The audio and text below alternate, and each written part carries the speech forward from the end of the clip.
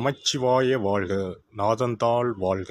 இமைப்பொழுதும் என் நெஞ்சில் நீங்காதான் தாழ்வாழ்க. வாழ்க வளமுடன். அனைவருக்கும் இனிய வணக்கங்கள்.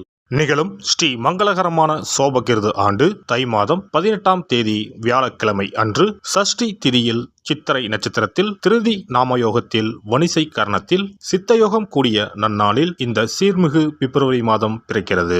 பிறக்கப் போகும் இம்மாதம் உங்கள் வாழ்வில் வளமும் நலமும் செல்வ செழிப்பும் பெற்று புதிய வாய்ப்புகள் புதிய வெற்றிகளுடன் மங்களகரமாக அமைய எல்லாம் வல்ல இறைவனை உளமாற வேண்டி விரும்பி கேட்டுக்கொள்கிறேன். இம்மாத கிரக நிலைகளை பார்க்கும் போது மேசத்தில் குரு பகவான் சஞ்சாரம் செய்கின்றார். சனி பகவான் கும்பராசியில் பயணம் செய்கிறார். ராசிக்கு 6ஆம் இடத்தில் கேது பகவானும் 12ஆம் வீட்டில் ராகு பகவானும் பயணம் செய்கின்றனர். சுக்கிரன் புதன் செவ்வாய் ராசிக்கு 9ஆம் இடத்தில் சஞ்சாரம் செய்கின்றனர். ஜனவரி 15ஆம் தேதி சூரிய பகவான் மகர ராசிக்கு மாறியதை தொடர்ந்து பிப்ரவரி 1ஆம் தேதி புதன் பகவானும் பிப்ரவரி 5ஆம் தேதி செவ்வாய் பகவானும் மகர ராசிக்கு பெயர்ச்சியாக உள்ளனர். இதனால் பிப்ரவரி மாதத்தின் தொடக்கத்திலேயே 3 கிரகங்களின் சேர்க்கை நடக்க உள்ளது.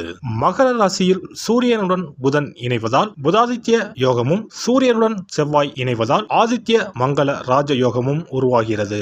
இந்த கிரக அமைப்பினால் உங்கள் வாழ்வில் ஏற்படக்கூடிய சுபம் மற்றும் அசுப பலன்கள் என்ன என்பதனை விரிவாக காண்போம். இதுவரை ஆபத்தில் சிக்கி சீரழிந்த உங்கள் வாழ்க்கை பயணம் மாறப்போகிறது.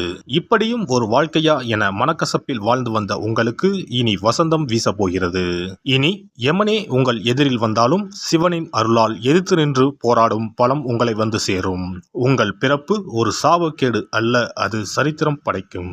மேசராசி அன்பர்களே, மாதத்தின் முற்பகுதியில் சூரியன் புதன் சுக்கிரன் ஆகியோரால் நன்மைகள் ஏற்படும். வெளி வட்டாரத்தில் மதிப்பு மரியாதை நல்லபடியே இருக்கும். பண வரவு திருப்தி தருவதாக இருக்கும்.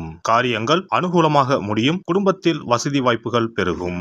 வீட்டில் மகிழ்ச்சியும் நிம்மதியும் கொடிகொள்ளும். பெண்களால் நன்மை உண்டாகும். புதிய ஆடை ஆபரணங்களின் சேர்க்கை உண்டாகும். கணவன் மனைவிக்கு இடையே அந்யோன்யம் அதிகரிக்கும். சகோதர வகையில் உதவிகள் கிடைக்கும். உறவினர்கள் வழியில் நன்மைகள் ஏற்படும்.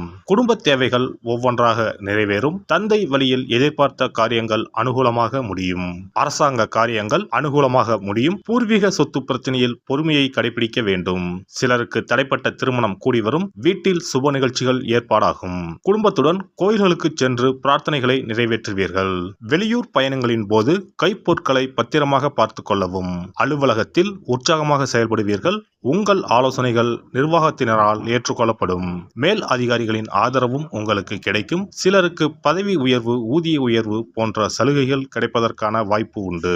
தொழில் மற்றும் வியாபாரத்தில் கூடுதல் லாபம் கிடைக்கும். சக போட்டியாளர்களின் மறைமுக எதிர்ப்புகளை முறியடிப்பீர்கள். பங்குதாரர்களுடன் இணக்கமான சூழ்நிலை ஏற்படும்.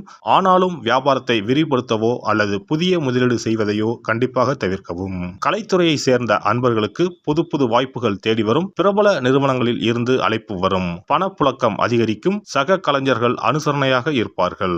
மாணவ மாணவியருக்கு படிப்பில் ஆர்வம் அதிகரிக்கும். தேர்வுகளில் அதிக மதிப்பெண்கள் பெற்று ஆசிரியர் மற்றும் பெற்றோர்களின் பாராட்டுகளை பெறுவீர்கள். போட்டி பந்தயங்களில் கலந்து கொண்டு பரிசும் பாராட்டும் பெறுவீர்கள். குடும்பத்தை நிர்வகிக்கும் பெண்களுக்கு மகிழ்ச்சி தரும் மாதமாக இம்மாதம் அமையும். குடும்பத்தில் உங்கள் ஆலோசனைகள் மற்றவர்களால் ஏற்றுக்கொள்ளப்படும். உறவினர்களும் உங்களுக்கு உதவியாக இருப்பார்கள். அக்கம் பக்கத்தில் இருப்பவர்களால் அனுகூலம் உண்டாகும். வேலைக்கு செல்லும் பெண்களுக்கு எதிர்பார்த்த சலுகைகள் கிடைக்கும். இம்மாதம் சாதகமான நாட்கள் 3, 4, 5 மற்றும் 11, 12. அதிர்ஷ்ட எண்கள் 2 மற்றும் 5. வழிபட வேண்டிய தெய்வம் முருகப்பெருமான், துர்க்கையம்மன். பரிகாரம்: தினமும் அல்லது செவ்வாய்க்கிழமைகளில் கந்த சஷ்டி கவசம் பாராயணம் செய்வது நல்லது. வெள்ளிக்கிழமைகளில் ராகு கால வேளையில் துர்க்கைக்கு நெய் தீபம் ஏற்றி அர்ச்சனை செய்வது மிகச் சிறப்பு. சிறப்பு பரிகாரம் மற்றும் ஆலய தரிசனம். புத்திர பாக்கியம் என்பது திருமணமாகி பல ஆண்டுகள் ஆகியும் புத்திர பாக்கியமே ஏற்படாத நிலை. புத்திர தோஷம் என்பது ஒவ்வொரு லக்னத்திற்கும் வேறுபடும். பொதுவாக எந்த லக்னமாக இருந்தாலும் 5ஆம் இடம்தான் புத்திரஸ்தானத்தை குறிக்கும். எனவே அந்த 5ஆம் இடத்தை முக்கியமாக பார்க்க வேண்டும். சேர்த்து வைத்த புண்ணியம்தான் குழந்தையாக பிறக்கும் என்று பழமொழி உண்டு. அந்த வகையில் 5ஆம் இடம் பூர்வ புண்ணியஸ்தானமாகவும் திகழ்கிறது. தாய்மாமன் தாய்வழி உறவுகள் ஆகியவற்றை குறிப்பதும் 5ஆம் இடம்தான். 5ஆம் இடத்தில் பாவக்கிரகங்கள் அதாவது ராகு செவ்வாய் சனி அல்லது சூரியன் அமர்ந்தால் ஒரு சிலருக்கு குழந்தை பாக்கியம் இல்லாமல் போகும் அல்லது தாமதமாக கிடைக்கும். ஒருவேளை 5ஆம் இடத்தில் உள்ள பாவக்கிரகங்களை சுப கிரகங்கள் பார்த்தால் குழந்தை பாக்கியம் கிடைக்கும் என்பது நம்பிக்கை. இனி புத்திர பாக்கியம் பெறுவதற்கான ஆலய வழிபாடுகளை பார்ப்போம். செவ்வாய் பகவானின் அம்சமாக கருதப்படும் முருகப்பெருமான் வழிபாட்டை தவறாமல் செய்பவர்களுக்கு நிச்சயமாக புத்திர பாக்கியம் கிடைக்கும். குரு பகவான் வீற்றிருக்கும் தலங்கள் அனைத்தும் சிறப்பு வாய்ந்தவைதான். ஆலங்குடி குருஸ்தலம், திட்டை குருஸ்தலம் சிறப்பான பலன்களை கொடுக்கும் ஆலயங்களாகும். அது மட்டுமல்லாமல் சிதம்பரம் அருகே இருக்கக்கூடிய ஓமாம்புலியூர் துயர்தீர்த்தநாதர் ஆலயமும் குரு பகவானின் ஸ்தலமாகும். இந்த ஆலயங்களுக்கு சென்று தரிசித்து வருவதன் மூலம் புத்திர பாக்கியம் நிச்சயமாக கிடைக்கும் என்பதை உறுதியாகவே சொல்லிக் கொள்கிறேன். மேலும் வைத்தீஸ்வரன் கோவில் அனைத்து விதமான நோய்களையும் தீர்க்கும் ஆலயம்.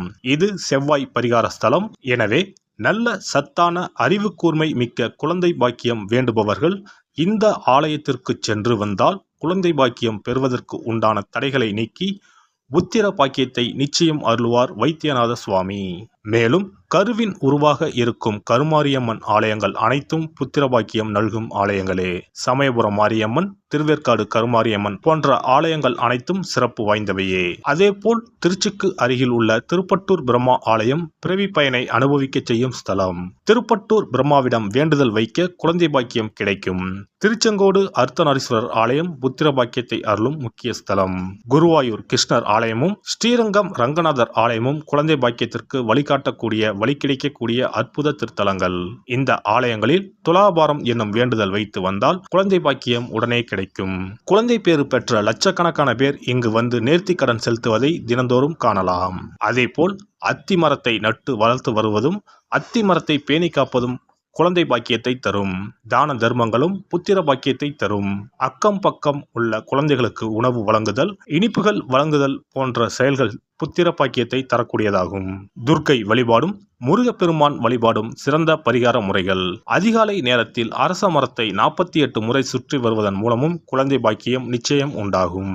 எறும்பு புற்றுக்கு வெல்லம் பொட்டுக்கடலை கலந்து தருவதால் 1000 பேருக்கு அன்னதானம் செய்த பலன் வந்து சேரும். கர்ப்பிணிகளுக்கு அவர்கள் விரும்புவதை வாங்கி கொடுத்து அவர்களை மகிழ்ச்சிப்படுத்துவதன் மூலம் அவர்களுடைய ஆசீர்வாதம் கிடைக்க பெற்று குழந்தை பாக்கியம் கிடைக்கும் என்பது உண்மை. புத்திர தோஷம் உள்ளவர்கள் முதியோர் காப்பகங்களில் உள்ள முதியோருக்கு உணவு உடை வழங்கி அவர்களின் ஆசியை பெற்றால் புத்திர பாக்கியம் கிடைக்கும். மேற்கண்ட ஆலய பரிகாரங்களை முறையாக செய்து நம்பிக்கையோடு வணங்கி வந்தால் குழந்தை பாக்கியம் நிச்சயம் கிடைக்கும். எல்லாம் வல்ல இறையருளால் நீங்களும் உங்கள் அன்பு குடும்பமும் உடல் நலம், நீலாயுள், நிறை செல்வம், உயர் புகழ், மெய்ஞானம் ஓங்கி வாழ்க வளமுடன். இந்த வீடியோ பதிவு உங்களுக்கு பிடித்திருந்தால் லைக் பண்ணுங்க, கமெண்ட் பண்ணுங்க, ஷேர் பண்ணுங்க, மறக்காம சப்ஸ்கிரைப் பண்ணுங்க, பக்கத்துல இருக்கிற பெல் பட்டனை கிளிக் பண்ணுங்க. நன்றி, வணக்கம். ஓம் நமச்சிவாய, சிவாய நம.